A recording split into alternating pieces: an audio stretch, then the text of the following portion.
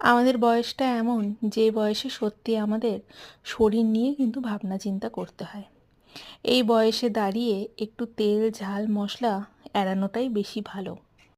বেশ মোটামুটি 1 বছরের কাছাকাছি হয়ে গেল আমরা খুব কম তেল মশলা দিয়ে রান্নাবাড়ি করে খাই, সেটা মাটন হোক চিকেন হোক বা নর্মাল রেগুলার রান্নাও। তাই বেশ বহু মাস পর আজকে বেশ একটু তেল মশলা ঝাল দিয়ে একদম তেল তেলে একটা চিকেন রান্না করেছি। বেশ খানিকটা সর্ষের তেলের মধ্যে গোটা গরম মশলা ফোড়ন দিয়েছিলাম, তার সঙ্গে ফোড়ন দিয়েছিলাম একটা বড় এলাচ। বড় এলাচ দিলে কালার গন্ধ স্বাদ তিনটেই একদম চেঞ্জ হয়ে যায়। আগের দিন রাত্রেবেলা চিকেনটাকে ভালো মতন তেল নুন আর অল্প পরিমাণে হলুদ গুঁড়ো আর বেশ খানিকটা শুকনো লঙ্কার গুঁড়ো দিয়ে মিশিয়ে রেখেছিলাম, যেহেতু একদম ঝাল ঝাল করে বানাবো তার জন্য। সারা রাত ভালোই মতো ম্যারিনেটটা হয়ে গেছে, নর্মাল ফ্রিজেই রেখেছিলাম। এবার গোটা গরম মশলার মধ্যে আলুগুলোকে ভেজে তুলে রেখে দিয়ে মোটামুটি ধরে নাও 1 থেকে 2টার মতো পেঁয়াজ একদম কুচি কুচি করে দিয়ে ভেজে নিয়েছি।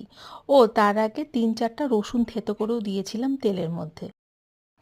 পেঁয়াজটা যখন ভালো মতন ভাজা হয়ে গেল, তার মধ্যে একটা মশলা বানিয়ে রেখেছিলাম সেটা দিয়েছি, যেখানে ছিল বেশ খানিকটা পেঁয়াজ আদা রসুন লঙ্কা টমেটো সমস্ত কিছু সেই মশলাটার মধ্যে পেস্ট করে নিয়েছিলাম। এবার মশলাটা না একদম মিহি করে আমি পেস্ট করি না, চিকেনের মশলা একটু ছাকড়া ছাকড়া ভাব থাকে সেভাবে পেস্ট করে রাখি।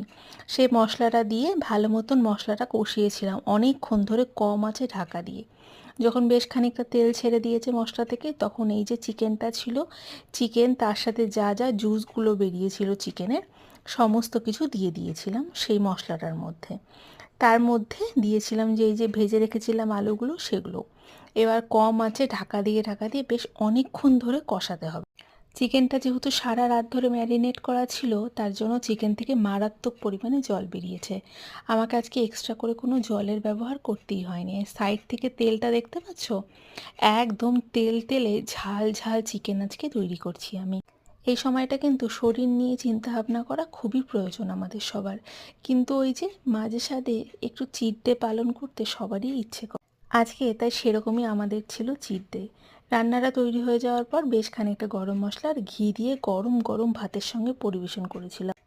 দেখতেও যেরকম দুর্দান্ত হয়েছে, খেতেও হয়েছিল অসম্ভব সুন্দর। আমরা যদি রোজ দিন চিকেন মাটন খাইও, তাও আমরা একদম হালকা পাতলা করে রান্নাটা তৈরি করি। আজকের মতো এতটা তেল মশলা দিয়ে কিন্তু আমরা একদমই খাই না।